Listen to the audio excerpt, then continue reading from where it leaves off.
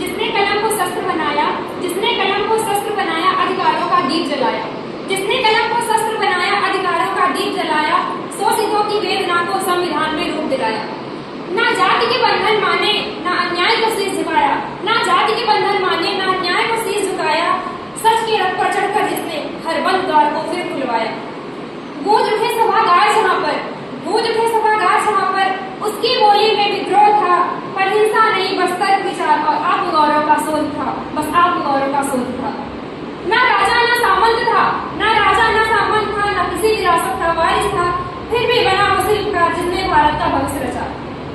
बुलंद थी जिसकी आवाज, लक्ष्य जिसका साफ था, बुलंद थी जिसकी आवाज, लक्ष्य जिसका साफ था, हर मानव था समान जिसे न ऊंच नीच का भाव था। स्त्री हो या दलित, मजदूर हो या किसान, स्त्री हो या दलित, मजदूर हो या किसान, सबकी गरिमा का रक्षक था वो महान, था वो महान। शोषित और दलित वर्ग का ना था केवल मूक दर्शक, शोषित और दलित वर्ग का ना था केवल मूक दर्शक, संघर्षों में तपकर बना एक युग द्रष्टा, एक पथ प्रदर्शक। अब वक्त है उस आग को फिर से धधकाने का, अब वक्त है उस आग को फिर से धधकाने का, भीख को किताबों से काल जमीन पर लाने का, लिंग भेद जाति पाति की दीवारों को ढाने का, यही सही वक्त है खुलकर सामने आने का, खुलकर सामने आने का। जयंती पर उनके केवल फूल मालाएं न चढ़ाएंगे, जयंती पर उनके केवल फूल मालाएं न चढ़ाएंगे, यदि उन्हें याद करते हैं हम तो उनके विचारों को भी अपनाएंगे, उनके विचारों को भी अपनाएंगे।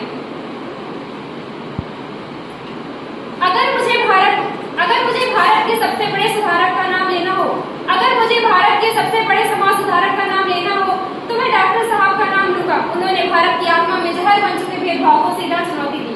राजा राम मनोहर लोहिया। गांधी, मार्टिन लूथर ने इनके बारे में कहा है, गांधी ने भारत को राजनीतिक आजादी दिलाई, गांधी ने भारत को राजनीतिक आजादी दिलाई, लेकिन अम्बेडकर ने सामाजिक मुक्ति का मार्ग दिखाया। हम सबने उनका नाम सुना है, किसी ने उन्हें संविधान निर्माता कहा तो किसी ने दलितों का मसीहा कहा। लेकिन क्या आपने कभी रुककर सोचा, लेकिन क्या हम में से किसी ने कभी रुककर सोचा कि जिस आदमी ने अपने जीवन में हर मोड़ पर अपमान और बहिष्कार झेला, वही व्यक्ति भारत के सबसे महत्वपूर्ण दस्तावेज का रचयिता कैसे बना?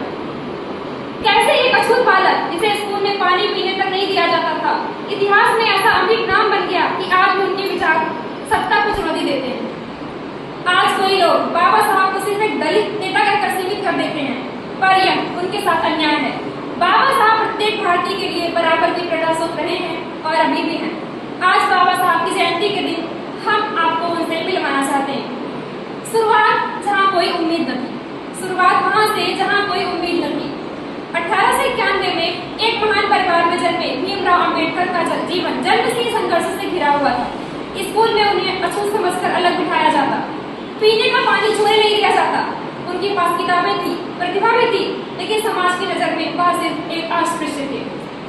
उनकी बचपन की एक घटना प्रसिद्ध है, जब उन्हें एक स्कूल के बाहर अपने पिता के साथ घंटों खड़ा रहना पड़ा, क्योंकि शिक्षक उन्हें स्कूल में घुसने नहीं देना चाहते थे। शिक्षा को अपनी ताकत बनाया, उन्होंने शिक्षा को अपनी ताकत बनाया, उन्होंने हार नहीं मानी।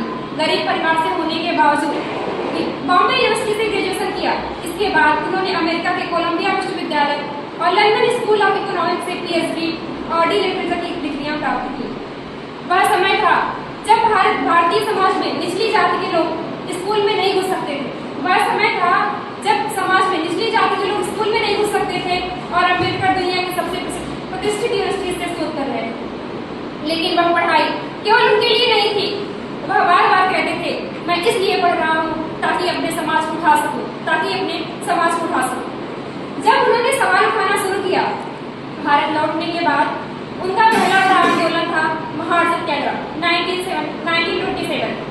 वहाँ उन्होंने दलितों को तालाब से पानी पीने का अधिकार दिलाने के लिए सत्याग्रह किया। उन्हें लाठियां खानी पड़ी, गालियां झेलनी पड़ी, लेकिन वे करके रहे। इसी आंदोलन के बाद उन्होंने मनुस्मृति, जो जाति आधारित अत्याचार का धार्मिक आधार थी, उसकी प्रतियां सार्वजनिक रूप से जलाई। यह कोई प्रतीकात्मक विरोध नहीं था, यह एक ऐसा ऐलान था जो भारत को एक नई सोच की जरूरत है, न कि पुरानी गुलामी। भारत को एक नई सोच की जरूरत है, न कि पुरानी गुलामी। आज जिसे हम भारतीय संविधान कहते हैं, वह सिर्फ एक दस्तावेज नहीं, बल्कि भारत के लिए नया सामाजिक ढांचा था। डॉक्टर अम्बेडकर इसके शिल्पकार बने। उन्होंने सुनिश्चित किया कि कोई भी नागरिक अपनी जाति, लिंग या धर्म के आधार पर भेदभाव का शिकार न हो। महिलाओं को शिक्षा, संपत्ति और समान अवसरों में अधिकार मिले।